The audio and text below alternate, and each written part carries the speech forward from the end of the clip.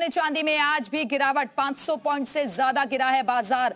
Budget से पहले गिरा है बाजार। इस वक्त की बड़ी खबर आपको बता दें कि आज संडे होने के बावजूद भी शेयर बाजार खुला, लेकिन यहां पर भारी गिरावट नजर आई है। 500 पॉइंट से ज्यादा गिरा है बाजार। बजट से पहले गिरा है बाजार। तो सोने चांदी में आज भी गिरावट है। इस वक्त की बड़ी खबर, 500 पॉइंट से ज्यादा बाजार गिरा है। बजट से पहले बाजार में गिरावट देखी गई।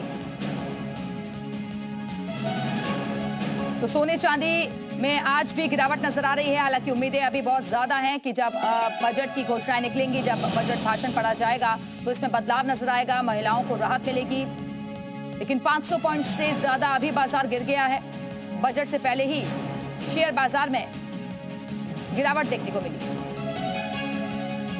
तो इस वक्त की बड़ी खबर, ठीक 11 बजे अब से थोड़ी देर में बजट पेश किया जाएगा। वित्त मंत्री फिलहाल राष्ट्रपति से मुलाकात के लिए पहुंची हैं। वहां पर राष्ट्रपति उन्हें शुभकामनाएं देंगी, दही खिलाकर। उसके बाद वो कैबिनेट की बैठक के लिए जाएंगी। वहां से मंजूरी मिलने के बाद बजट भाषण पढ़ा जाएगा।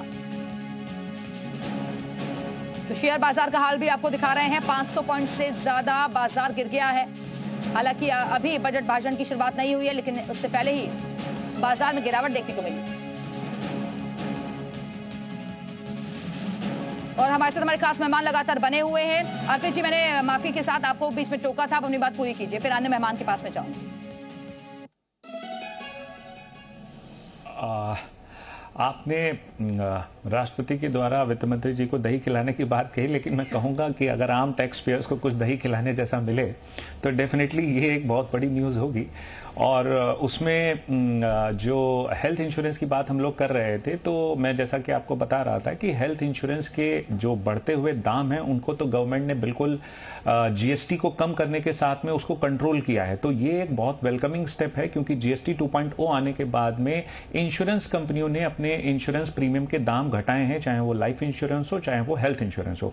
तो एक वो भी एस्पेक्ट है देखने के लिए, क्योंकि जीएसटी की वजह से, इनडायरेक्ट टैक्सेस की वजह से, ओवरऑल प्रीमियम के रेट कम होने की वजह से जो 50,000 रुपए की डिडक्शन जो बहुत छोटी पड़ती थी वो अब सफिशिएंट लगने लगी है। लेकिन अभी भी इसको और इंप्रूव करने की जरूरत है, क्योंकि जैसे ही आप अपने पेरेंट्स को इसमें इंक्लूड करते हैं, आप अपने बच्चों को इंक्लूड करते हैं, तो फिर इस लिमिट को, ये लिमिट कम लगने लगती है। और इसी वजह से पिछले कई वर्षों से इस लिमिट को बढ़ाए जाने की मांग हो रही है। जैसा कि मैंने आपको पहले भी बताया कि जो नई टैक्स रिजीम है उसमें तो बिल्कुल भी कोई टैक्स डिडक्शन क्लेम ही नहीं होती। केवल एक 75,000 रुपए की स्टैंडर्ड डिडक्शन सारे सैलरीड क्लास को मिलती है और कोई भी नई डिडक्शन का वो फायदा नहीं ले पाते। लेकिन जो पुरानी टैक्स रिजीम है उसमें ये केवल 50,000 रुपए तक सीमित है। तो ये भी मांग हो रही है कि पुरानी टैक्स रिजीम में इस लिमिट को बढ़ाया जाए, और नई टैक्स रिजीम में चूंकि डिडक्शन है ही नहीं, तो कम से कम इस हेल्थ इंश्योरेंस के पर्सपेक्टिव से इस लिमिट को ऐड किया जाए, जिससे कि ओवरऑल जो टैक्स रिलीफ है वो टैक्स पेयर्स को मिल पाए। ठीक है अर्पित जी, आप बने रहिएगा, वापस आएंगे आपके पास। और इस वक्त डिफेंस एक्सपर्ट, रिटायर्ड